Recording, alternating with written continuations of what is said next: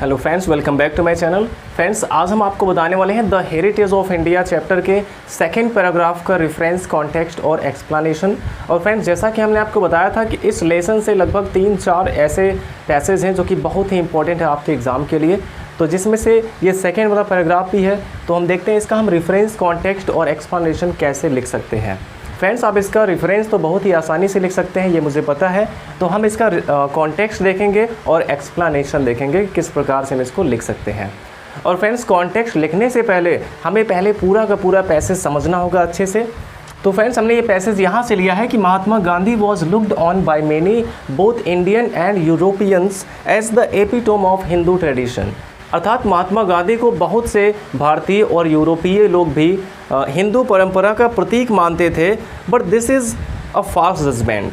अब लेखक कहता है कि but this is a false judgement, लेकिन यह एक गलत धारणा है। अर्थात लेखक इस बात से एग्री नहीं करता है कि महात्मा गांधी हिंदू परंपरा के प्रतीक हैं।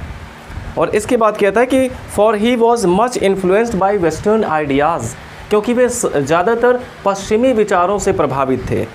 Gandhi believed in the fundamentals of his ancient culture, यानी कि गांधी जी अपनी प्राचीन संस्कृति के मूल सिद्धांतों में भी विश्वास रखते थे।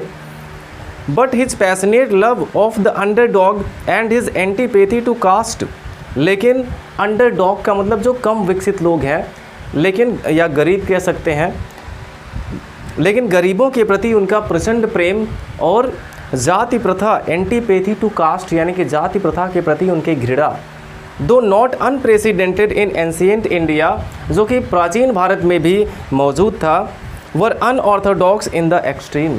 अर्थात जो चीज़ें बहुत ही अधिक अपरंपरागत थी, अनऑर्थोडॉक्स का मतलब है अपरंपरागत, and owed more to European 19th century liberalism than to anything Indian. अर्थात गांधी जी का गरीबों के प्रति प्रचंड प्रेम और जाति प्रथा के प्रति उनके घृणा, ये दोनों चीज़ें कोई भारतीय प्रभाव की देन नहीं थी, बल्कि ये यूरोपियों के 19वीं शताब्दी के उदारवाद की देन थी। अर्थात यहाँ पे कहने का मतलब है कि गांधी जी जो गरीबों से प्रेम करते थे और जाति प्रथा से घृणा करते थे, ये यूरोपियों के 19वीं शताब्दी के उदारवाद की देन थी, ना कि कोई भारतीय प्रभाव था। तो फ्रेंड्स, अगर देखा जाए तो इसके कॉन्टेक्स्ट में हम लिख सकते हैं कि महात्मा गांधी पश्चिमी विचारों से अधिक प्रभावित थे और इसीलिए वे अन्य समाज सुधारकों से अलग थे। तो ये चीज़ हम यहाँ पे लिख सकते हैं कि इन दीज लाइन्स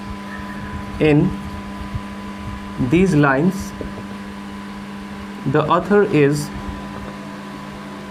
या फिर द ऑथर टेल्स दैट, यानी कि इन पंक्तियों में लेखक कहता है कि अब गांधी जी पश्चिमी विचारों से अधिक प्रभावित थे।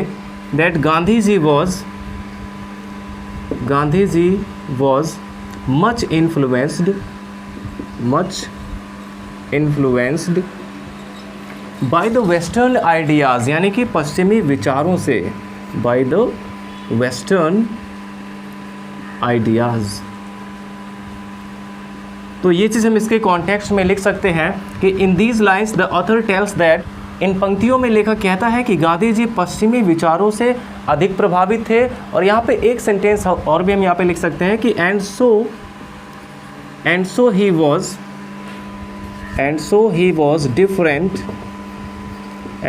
Was different than other reformers, अर्थात इसलिए वह अन्य समाज सुधारकों से अलग थे। तो फ्रेंड्स, अब हम देख लेते हैं इसका हम एक्सप्लेनेशन कैसे लिखेंगे। तो हम देखते हैं इसके फर्स्ट लाइन में कहा गया है कि कई भारतीय और यूरोपीय के द्वारा ऐसा माना जाता था कि महात्मा गांधी हिंदू परंपरा के प्रतीक हैं। तो ये चीज़ हम यहाँ पे लिख सकते हैं कि in these lines the author says that many Indians, बहुत से भारतीय, मेनी इंडियंस, एंड, या फिर यहाँ पे एज वेल एज भी कर सकते हैं, as well as foreigners, many Indians as well as foreigners. तो फ्रेंड्स, यहाँ पे हमने आपको बताया कि इन दीज लाइन्स, अर्थात इन पंक्तियों में, the author says that many Indians as well as foreigners, यानी कि बहुत से भारतीय और साथ ही साथ कुछ विदेशी लोग भी अब महात्मा गांधी को मानते थे। मानना की अंग्रेजी रिगार्ड भी हम यहाँ पे यूज कर सकते हैं, रिगार्ड और इसका सेकंड फॉर्म में लिखना होगा क्योंकि पास्ट में हमें लिखना है। तो रिगार्डेड महात्मा गांधी को शॉर्टकट में हम यहाँ पे एम गांधी लिख देते हैं। रिगार्डेड महात्मा गांधी, अब एज द क्या मानते थे, हिंदू परंपरा का प्रतीक मानते थे। तो यहाँ पे हम लिख सकते हैं कि एज द एपिटोम, या इसमें यूज़ किया गया पैसेज में, इसके जगह पे हम सिंबल का यूज़ कर सकते हैं। As the symbol of Hindu tradition, Hindu परंपरा का प्रतीक मानते थे। As the symbol of Hindu tradition.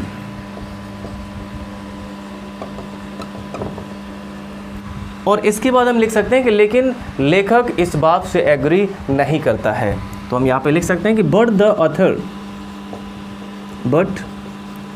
Author does not agree with this statement, यानी कि इस बात से, विद दिस स्टेटमेंट, लेकिन लेखक इस बात से एग्री नहीं करता है।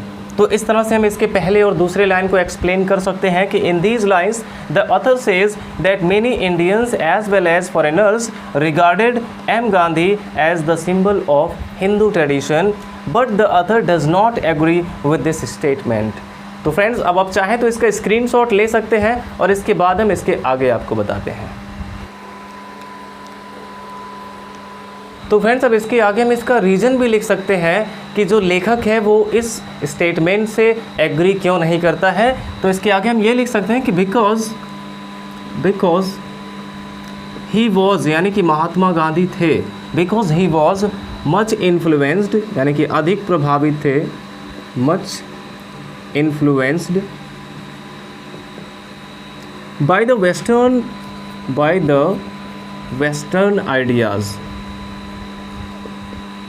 वेस्टर्न आइडियाज़, क्योंकि गांधी जी पश्चिमी विचारों से अधिक प्रभावित थे। तो फ्रेंड्स, इसके आगे कहा गया है कि Gandhi believed in the fundamental of his ancient culture. ये चीज़ हम यहाँ पे लिख सकते हैं कि Mahatma Gandhi believed in the principles of his ancient culture, यानी कि अपनी प्राचीन संस्कृति के, of his ancient culture. Mahatma Gandhi अपने प्राचीन संस्कृति के मूल सिद्धांतों में विश्वास रखते थे। Mahatma Gandhi believed in the principles of his ancient culture, ये हम यहाँ पे लिख सकते हैं। तो फ्रेंड्स, इसके बाद कहा गया कि गरीबों के प्रति उनका प्रचंड प्रेम और जाति प्रथा के प्रति उनकी घृणा, ये भारत का प्रभाव नहीं था, बल्कि यह यूरोपियों के 19वीं शताब्दी के उदारवाद की देन थी। तो ये चीज़ अब हमें यहाँ पे एक्सप्लेन करना है। तो यहाँ पे हम लिख सकते हैं कि हिज लव फॉर, अब इसमें अंडर डेवलप्ड पीपल हम कर सकते हैं, his love for under developed people and his antipathy का मतलब घृणा होता है, तो एंटीपैथी के स्थान पे हम यहाँ पे हेट का यूज़ कर सकते हैं। And his hate for the caste system, और जाति प्रथा के प्रति उनकी घृणा। तो his love for under developed people, यानी कि गरीबों के प्रति उनका प्रचंड प्रेम, and his hate for caste system, और जाति प्रथा के प्रति उनकी घृणा। अब इसके आगे हम लिख सकते हैं कि ये भारतीय संस्कृति का प्रभाव नहीं था, was not the effect of Indian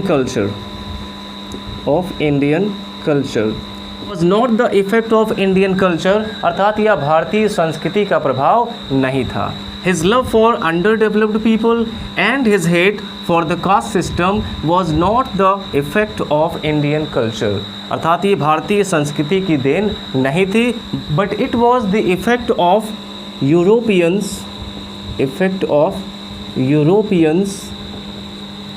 19th